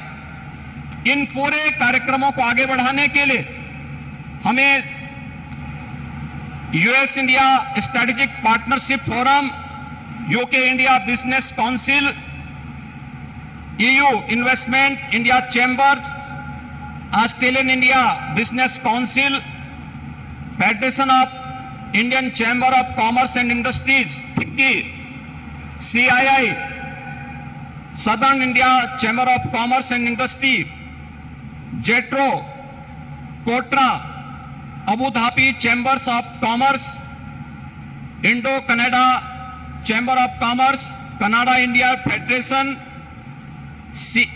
Indian industries association, PSD chamber of commerce तथा लघु भारती जैसी प्रमुख सभी व्यापारिक जो बिजनेस पार्टनर्स हैं, इन सब ने उत्तर प्रदेश सरकार के साथ सहयोगी बनकर के इन कार्यक्रमों को आगे बढ़ाने का कार्य किया है। प्रदेश के अंदर इस पूरे निवेश महाकुंभ के अवसर पर जो प्रमुख वैश्विक और भारतीय कंपनियों से green hydrogen, renewable energy, electronics, defence and in aerospace, health, food processing, dairy, pharma, warehousing and logistics सहित सभी 25 सेक्टर में जिनकी सेक्टोरियल पॉलिसीज उत्तर प्रदेश सरकार ने पहले ही जारी की है, हमें निवेश के प्रस्ताव प्राप्त हुए हैं। प्रदेश के अंदर निवेशकों की सुविधा के लिए प्रदेश सरकार ने 4 पिलर्स तय किए हैं। इनमें ऑनलाइन सिंगल विंडो पोर्टल निवेश मित्र, 33 विभागों की 406 सेवाएं यह उपलब्ध करवा रहा है। इन्वेस्टर रिलेशनशिप मैनेजमेंट पोर्टल निवेश सारथी, यह निवेशकों की जिज्ञासाओं के समाधान, समस्या निवारण और निवेश परियोजनाओं के अनुश्रवण की सुविधा दे रहा है। तो नीतियों में प्रावधानित इंसेंटिव को प्राप्त करने के लिए ऑनलाइन इंसेंटिव मैनेजमेंट सिस्टम को भी विकसित करने के साथ ही हर एक निवेशक के साथ एक प्रदेश के अंदर उद्यमी मित्र की तैनाती करने की व्यवस्था भी इसके माध्यम से हम लोगों ने प्रदेश के अंदर प्रारंभ की है। आपके मार्गदर्शन में उत्तर प्रदेश ने विगत 6 वर्ष के अंदर ईज ऑफ डूइंग बिजनेस में एक अच्छी सफलता प्राप्त करते हुए लीड्स रैंकिंग में अचीवर श्रेणी प्राप्त की है। प्रदेश ने पिछले 5 वर्ष के अंदर अपने निर्यात को भी दुगना करने में सफलता प्राप्त की है। प्रदेश में आज आपके नेतृत्व और मार्गदर्शन में हमारे पास अच्छा इंफ्रास्ट्रक्चर है। प्रदेश बेहतरीन कानून व्यवस्था के लिए आज जाना जा रहा है और उत्तर प्रदेश की जो अन्य तमाम संभावनाएं हैं, जिसमें उत्तर प्रदेश भारत की फूड बास्केट के रूप में जाना जाता है, खाद्यान्न, दूध, गन्ना, आलू व इथेनॉल उत्पादन में प्रदेश देश में नंबर 1 है। वाराणसी का सिल्क क्लस्टर, भदोई का कालीन क्लस्टर, ये प्रमुख टेक्सटाइल हब भी उत्तर प्रदेश के अंदर हैं। और इन सभी अन्य सेक्टर्स में जहां पर प्रदेश के अंदर संभावनाएं हैं, उन सबको बढ़ाने के लिए सेक्टोरियल पॉलिसीज इस दिशा में महत्वपूर्ण भूमिका का निर्वहन कर रहे हैं। प्रदेश के अंदर medical device park, film city, toy city, apparel park, handicraft park, logistic hub, integrated industrial township, mega food park, trans Ganga city, garment park और कई प्लेटेड फैक्ट्री कॉम्प्लेक्स के विकास की कार्रवाई भी प्रदेश के अंदर युद्ध स्तर पर चल रही है। और आज मुझे बताते हुए प्रसन्नता है कि पिछले 6 वर्ष में आपके नेतृत्व और मार्गदर्शन में राज्य के औद्योगिक परिदृश्य में जो सकारात्मक परिवर्तन आया है, आज वह जमीनी धरातल पर भी दिखता हुआ दिखाई दे रहा है। और निवेश महाकुंभ उसकी एक झलक भी प्रस्तुत करता है। इस निवेश महाकुंभ में अब तक हमारे पास 18,643 कुल MOU हमारे साथ वर्तमान में हुए हैं और जिनके माध्यम से प्रदेश को अब तक 32,92,000 करोड़ रुपए के निवेश के प्रस्ताव हमें प्राप्त हो चुके हैं, जिनके माध्यम से प्रदेश के अंदर 92,50,000 से अधिक यहां पे नौकरी और रोजगार की संभावनाएं जिनके माध्यम से प्रदेश के अंदर होंगी।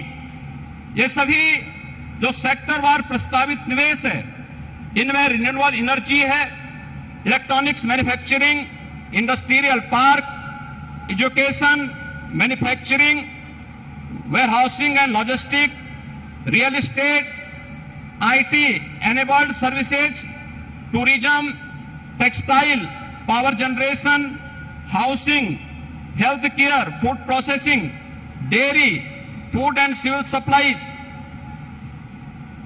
waste to energy, biofuel, इन सभी क्षेत्रों में हुआ है।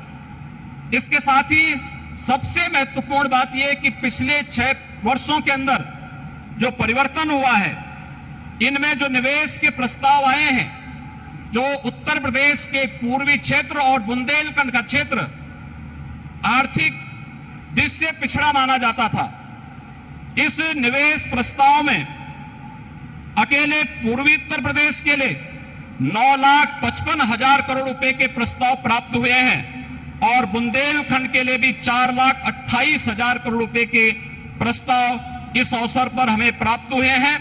मैं एक बार फिर से आपके यशस्वी नेतृत्व और मार्गदर्शन में उत्तर प्रदेश आज विकास की जिन नई बुलंदियों की ओर अग्रसर हो रहा है, बीमारू राज्य के दंश से मुक्त होकर के देश के ग्रोथ इंजन के रूप में स्थापित करने के आपके विजनरी नेतृत्व में जो एक उत्तर प्रदेश सरकार और उत्तर प्रदेश वासियों को आपने दायित्व दिया है, उस दिशा में उत्तर प्रदेश तेजी के साथ आगे बढ़ रहा है। मैं इस अवसर पर अपने सभी इन्वेस्टमेंट पार्टनर्स को प्रदेश के अंदर एक बेहतर प्रशासन और सर्वोत्तम ईज ऑफ डूइंग बिजनेस की सुविधा प्रदान करने का आश्वासन देते हुए आप सभी के आगमन के लिए प्रदेश की जनता की ओर से आप सबका हृदय से आभार व्यक्त करते हुए आप सबके प्रति सबको इस बात के लिए आश्वस्त करता हूं कि राज्य सरकार आपके हितों के लिए और अपने पॉलिसी के अंतर्गत आपको हर संभव सहयोग देने के लिए पूरी तत्परता के साथ कार्य करेगी। जय हिंद।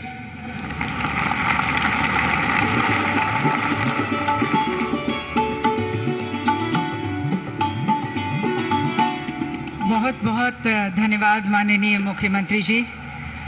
और देवी सज्जनों, माननीय प्रधानमंत्री जी के रूप में इस देश को एक ऐसे नेता और एक ऐसे कप्तान मिले हैं जिन्होंने भारत को एक वैश्विक खिलाड़ी और साथ साथ विश्व पटल पर एक आर्थिक महाशक्ति के रूप में स्थापित किया है। एक ऐसे जननायक जो देश को एक जीवंत और समावेशी समाज के रूप में विकसित करने की तरफ निरंतर प्रयास कर रहे हैं और जिनकी कार्य संस्कृति के केंद्र बिंदु में सर्वप्रथम नागरिक हैं। और एक ऐसे CEO जिन्होंने भारत में ईज ऑफ डूइंग बिजनेस सुनिश्चित करने की तरफ अनेक गवर्नेंस रिफॉर्म्स इंट्रोड्यूस किए हैं, जिसके कारण निवेशक आज उत्साहित भी है, प्रोत्साहित भी है, सुरक्षित भी महसूस कर रहा है और भारत आज एक प्रेफर्ड इन्वेस्टमेंट डेस्टिनेशन बन गया है। इससे पहले कि मैं माननीय प्रधानमंत्री जी को यहाँ पर उनके संबोधन के लिए आमंत्रित करूँ, हमारे प्रदेश प्रधान माननीय श्री योगी आदित्यनाथ जी स्वयं प्रधानमंत्री जी का विशेष रूप से आभार व्यक्त करना चाहेंगे अपने 25 करोड़ के परिवारजन की तरफ से। तो मैं माननीय श्री योगी आदित्यनाथ जी से निवेदन करती हूँ कि वे प्रधानमंत्री जी के साथ यहाँ पर हमारे साथ मंच पर आएँ और एक सभी की तरफ से एक छोटी सी भेंट आभार व्यक्त करते हुए हम प्रधानमंत्री जी को देना चाहेंगे, उनके नेतृत्व के लिए, उनके मार्गदर्शन के लिए और साथ साथ उनके आशीर्वाद के लिए। माननीय प्रधानमंत्री जी हम सबके मार्गदर्शक हैं, उन्हीं के मार्गदर्शन में ये भारत आगे बढ़ रहा है और न केवल हर क्षेत्र में भारत आगे बढ़ा है पर भारत की सोच भी बदली है। माननीय प्रधानमंत्री जी को यहाँ पर श्री गणेश की एक मूर्ति भेंट कर हम प्रधानमंत्री जी का आभार व्यक्त करते हैं। हमारे प्रधानमंत्री जी पर, हमारे यशस्वी प्रधानमंत्री जी पर गणेश जी की कृपा हमेशा बनी रहे और उनका मार्गदर्शन हमें हमेशा मिलता रहे, इसके लिए उनका विशेष रूप से आभार, धन्यवाद। और देखिए सज्जनों, अब हमारे माननीय प्रधानमंत्री जी को सुनने के लिए हम सभी ललायत हैं, जिनके विचार, जिनकी अंतर्दृष्टि आपको इंस्पायर भी करती है, मोटिवेट भी करती है और साथ साथ अनेक संभावनाओं के द्वार भी खोलती है। देखिए सज्जनों, माननीय श्री नरेंद्र मोदी जी।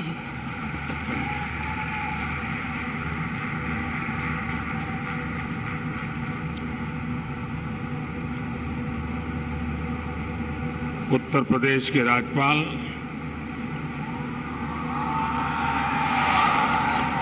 श्रीमती आनंदीबेन पटेल, उत्तर प्रदेश के मुख्यमंत्री योगी आदित्यनाथ जी, उप मुख्यमंत्री केशव प्रसाद मौर्य जी, ब्रजेश पाठक जी, केंद्रीय मंत्रिमंडल में मेरे वरिष्ठ सहयोगी और यही लखनऊ के प्रतिनिधि श्रीमान राजनाथ सिंह जी, विभिन्न देशों से आए सभी वरिष्ठ महानुभाव, यूपी के सभी मंत्रीगण और ग्लोबल इन्वेस्टर समिट में पधारे इंडस्ट्री जगत के सम्मानीय सदस्य, global investor fraternity, policy makers, corporate leaders, देवी और सज्जनों, आप सभी का ग्लोबल इन्वेस्टर समिट में बहुत बहुत स्वागत है।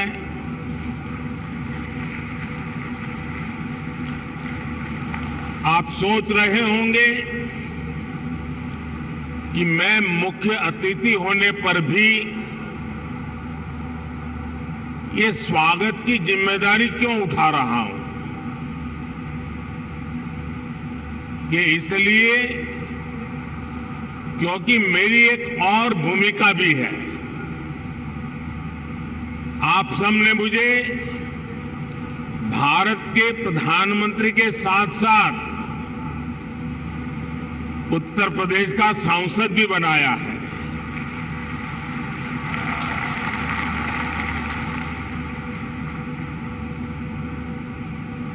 उत्तर प्रदेश के प्रति मेरा एक विशेष स्नेह है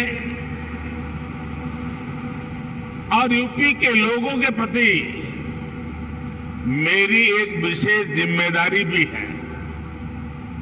मैं आज उस दायित्व को भी निभाने के लिए आज इस समिट का हिस्सा बना हूं और इसलिए मैं देश विदेश से यूपी आने वाले आप सभी इन्वेस्टर्स का अभिनंदन करता हूं, स्वागत करता हूं। साथियों, उत्तर प्रदेश की धरती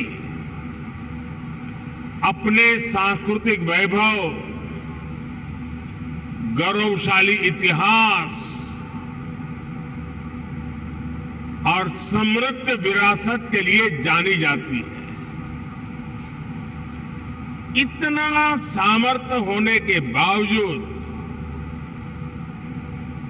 यूपी के साथ कुछ बातें जुड़ गई थी। लोग कहते थे यूपी का विकास होना मुश्किल है। लोग कहते थे यहां कानून व्यवस्था सुधरना नामुमकिन है। यूपी बीमारू राज्य कहलाता था। यहां आए दिन हजारों करोड़ के घोटाले होते थे। हर कोई यूपी से अपनी उम्मीदें छोड़ चुका था, लेकिन सिर्फ 5-6 साल के भीतर यूपी ने अपनी एक नई पहचान स्थापित कर ली है और डंके की चोट पर कर दी है। अब यूपी को सुशासन से, गुड गवर्नेंस से पहचाना जा रहा है। अब यूपी की पहचान बेहतर कानून व्यवस्था, शांति और स्थिरता के लिए है। अब यहां वेल्थ क्रिएटर्स के लिए नित्य नए अवसर बन रहे हैं। बीते कुछ वर्षों में आधुनिक इंफ्रास्ट्रक्चर, उत्तर प्रदेश के इस इंफ्रास्ट्रक्चर की जो पहल है उसके परिणाम नजर आ रहे हैं। बिजली से लेकर कनेक्टिविटी तक हर क्षेत्र में सुधार आया है। बहुत जल्द यूपी देश के उस इकलौते राज्य के तौर पर भी जाना जाएगा जहां 5 इंटरनेशनल एयरपोर्ट है।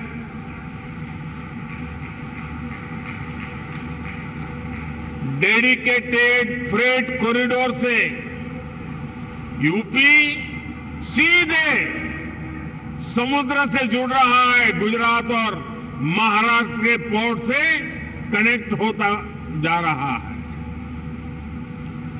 इंफ्रास्ट्रक्चर के साथ साथ यूपी में सरकारी सोच और अप्रोच में ईज ऑफ डूइंग बिजनेस के लिए सार्थक बदलाव आया है। साथियों, आज यूपी एक आशा, एक उम्मीद बन चुका है। भारत अगर आज दुनिया के लिए ब्राइट स्पॉट है तो यूपी भारत के ग्रोथ को ड्राइव करने वाला एक अहम नेतृत्व दे रहा है। साथियों, आप सभी इंडस्ट्री के दिग्गज यहां हैं। आप में से अधिकतर को एक लंबा अनुभव भी है। दुनिया की वर्तमान स्थिति भी आप सभी से छुपी नहीं है। आप भारत की इकोनॉमी के आज के सामर्थ्य और यहां के मैक्रो और माइक्रो इकोनॉमिक फंडामेंटल्स को भी बहुत बारीकी से देख रहे हैं। आखिर पैंडेमिक और वॉर के शॉक के बाहर निकलकर भारत फास्टेस्ट ग्रोइंग इकोनॉमी कैसे बना है। आज दुनिया की हर क्रेडिबल वॉइस ये मानती है कि भारत की अर्थव्यवस्था ऐसे ही तेजी से आगे बढ़ती रहेगी। आखिर ऐसा क्या हुआ कि वैश्विक संकट के इस दौर में भारत ने न सिर्फ रेजिलियंस दिखाया बल्कि रिकवरी भी उतनी ही तेजी से की। साथियों, इसके पीछे सबसे बड़ा कारण है भारतीयों का खुद पर बढ़ता भरोसा, खुद पर आत्मविश्वास। आज भारत के यूथ की सोच में, भारत के समाज की सोच और एस्पिरेशंस में एक बड़ा बदलाव देखने को मिल रहा है। आज भारत का हर नागरिक ज्यादा से ज्यादा विकास होते देखना चाहता है। वो अब भारत को जल्द से जल्द विकसित होते देखना चाहता है। भारत के समाज की एस्पिरेशंस आज सरकारों को भी पुश कर रही है और यही एस्पिरेशंस विकास के कार्यों में भी गति ला रही है। और साथियों, मत भूलिए कि आज आप जिस राज्य में बैठे हैं उसकी आबादी करीब 25 करोड़ है। दुनिया के बड़े बड़े देशों से भी ज्यादा सामर्थ्य अकेले उत्तर प्रदेश में है। पूरे भारत की तरह ही आज यूपी में एक बहुत बड़ी एस्पिरेशनल सोसाइटी आपका इंतजार कर रही है। साथियों, आज भारत में सोशल, फिजिकल और डिजिटल इंफ्रास्ट्रक्चर पर जो काम हुआ उसका बड़ा लाभ यूपी को भी मिला है। इस कारण आज यहां समाज सोशली एंड फाइनेंशियली बहुत अधिक इंक्लूसिव हो चुका है, कनेक्टेड हो चुका है। एक मार्केट के रूप में भारत अब सीमलेस हो रहा है। सरकारी प्रक्रियाएं भी सरल हो रही है। मैं अक्सर कहता हूं कि आज भारत आउट ऑफ कंपल्सन नहीं बल्कि आउट ऑफ कन्विक्शन रिफॉर्म करता है। यही कारण है कि भारत 40,000 से अधिक कंप्लायंसेस को खत्म कर चुका है, दर्जनों पुराने कानूनों को खत्म कर चुका है। साथियों, आज भारत सही मायने में स्पीड और स्केल के रास्ते पर चल पड़ा है। एक बहुत बड़े वर्ग की बेसिक जरूरतों को हमने पूरा कर लिया है, इसलिए वो एक लेवल ऊपर की सोचने लगा है, आगे की सोचने लगा है। यही भारत पर भरोसे का सबसे बड़ा कारण है। साथियों, कुछ दिन पहले भारत सरकार का जो बजट आया है उसमें भी आपको यही कमिटमेंट साफ साफ दिखेगा। इंफ्रास्ट्रक्चर पर रिकॉर्ड खर्च आज सरकार कर रही है और हर वर्ष इसको हम बढ़ा रहे हैं। इसलिए आज आपके लिए इंफ्रास्ट्रक्चर में इन्वेस्टमेंट के नए मौके बन रहे हैं। आज आपके लिए हेल्थ, एजुकेशन, सोशल इंफ्रास्ट्रक्चर में इन्वेस्टमेंट के भी अनेक अवसर हैं। ग्रीन ग्रोथ के जिस रास्ते पर भारत चल पड़ा है, उसमें तो मैं आपको विशेष रूप से आमंत्रित करता हूं। इस वर्ष के बजट में 35,000 करोड़ रुपए तो हमने सिर्फ एनर्जी ट्रांजिशन के लिए रखे हैं।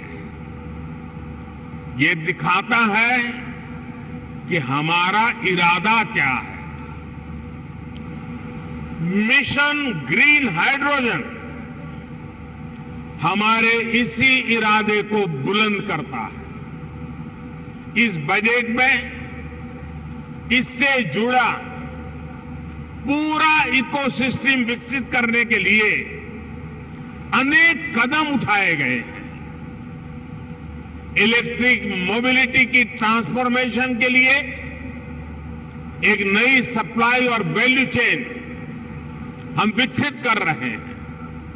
साथियों, मुझे खुशी है कि नई वैल्यू और सप्लाई चेन विकसित करने के लिए यूपी आज एक नया चैंपियन बनकर उभर रहा है। परंपरा और आधुनिकता से जुड़े उद्योगों का,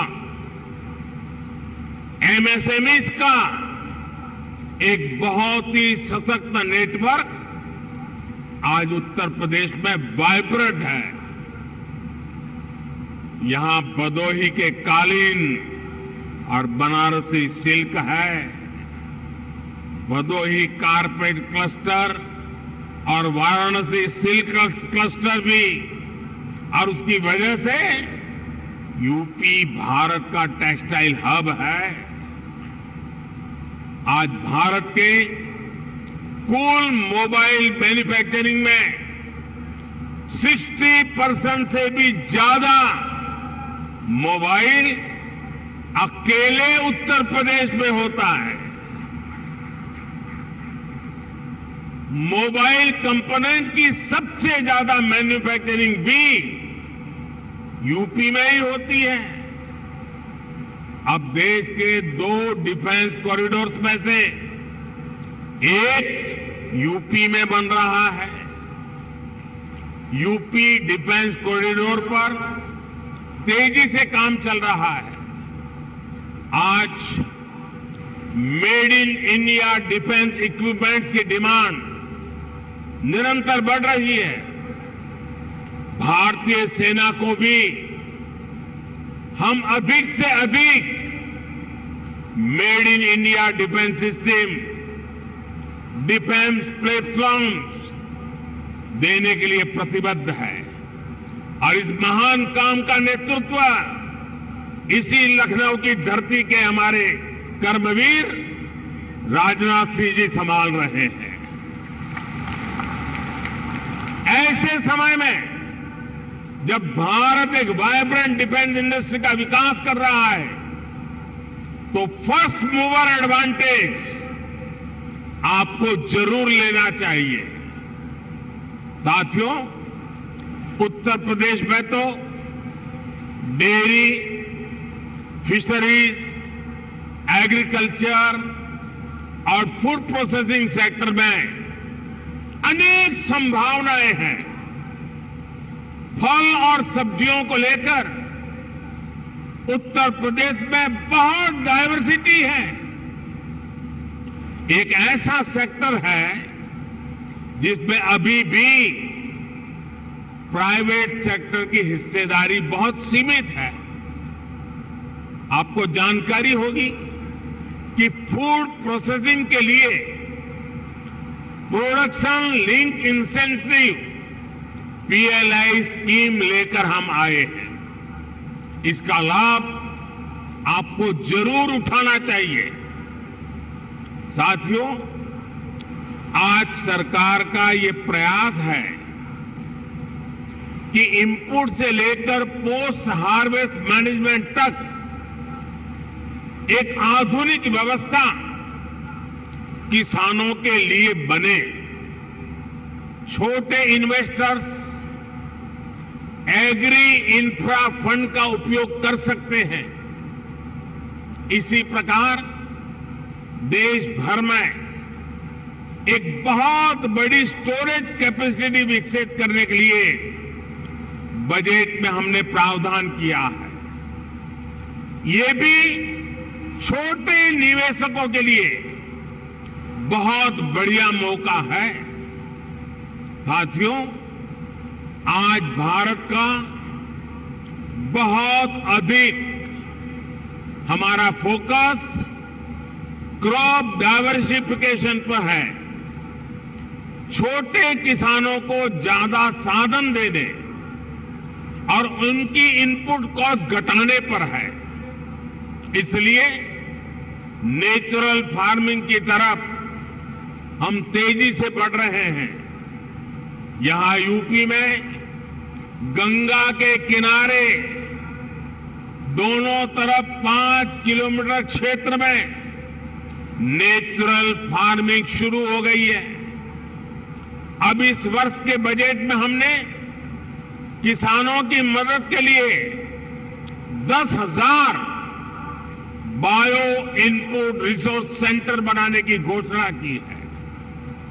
ये नेचुरल फार्मिंग को और अधिक प्रोत्साहित करेगा।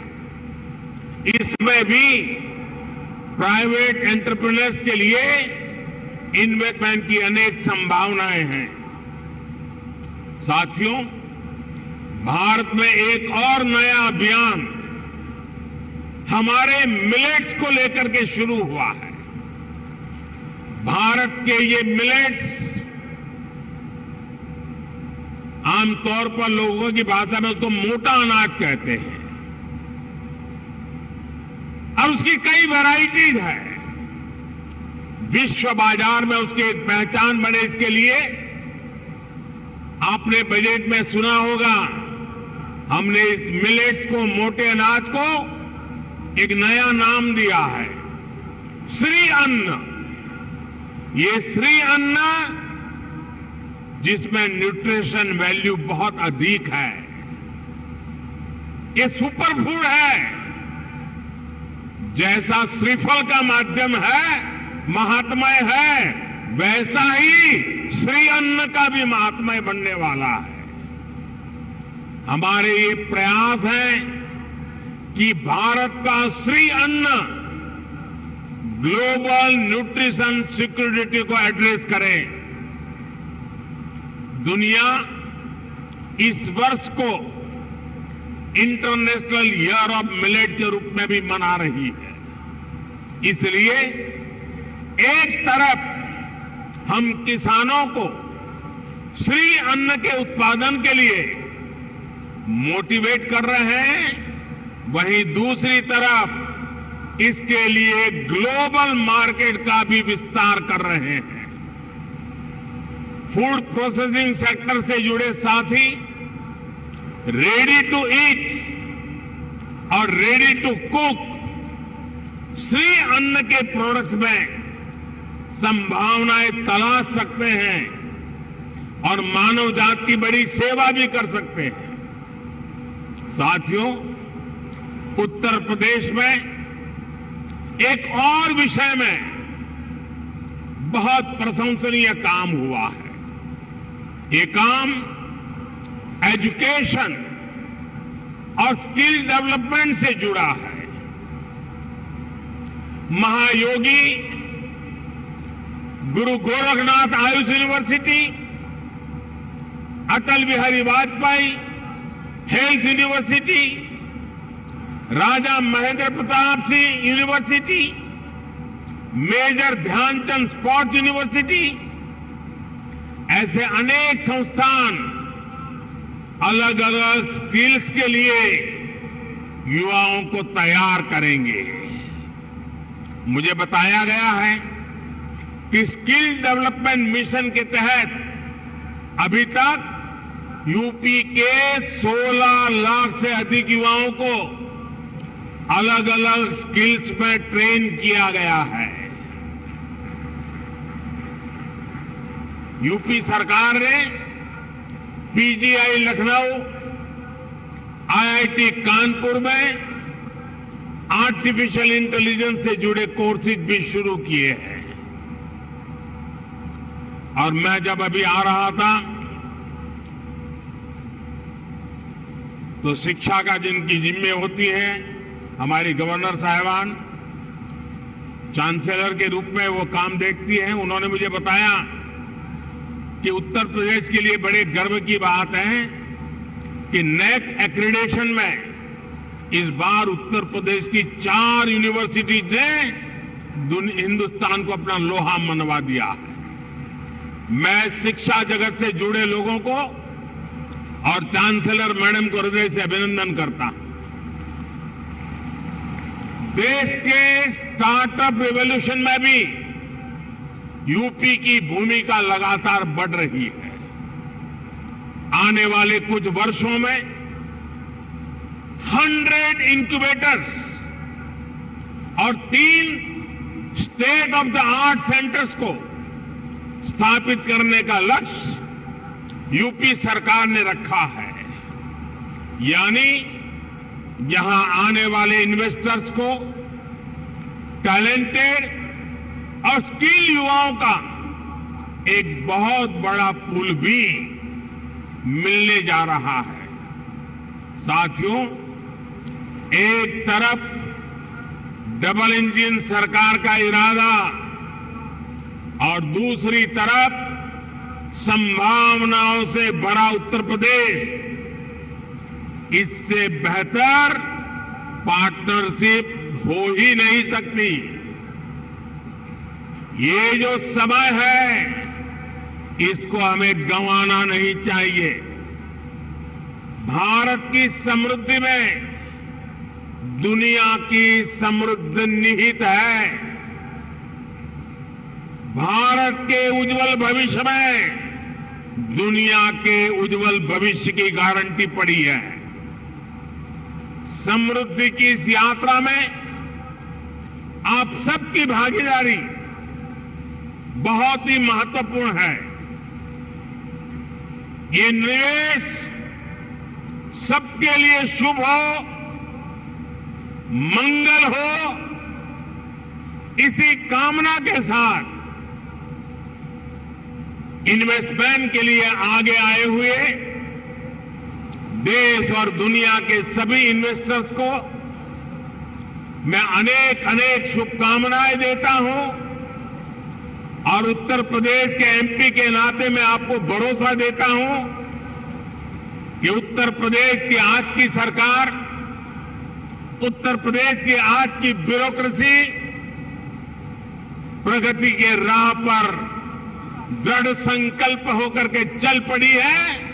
वो आपके सपनों को साकार करने के लिए, आपके संकल्पों को सिद्ध करने के लिए पूरे सामर्थ्य के साथ अग्रदूत बन करके आपके साथ खड़ी है। इसी विश्वास के साथ मैं फिर एक बार देश और दुनिया के इन्वेस्टर्स को हमारे उत्तर प्रदेश की धरती पर निमंत्रण करता हूं, स्वागत करता हूं। बहुत बहुत धन्यवाद।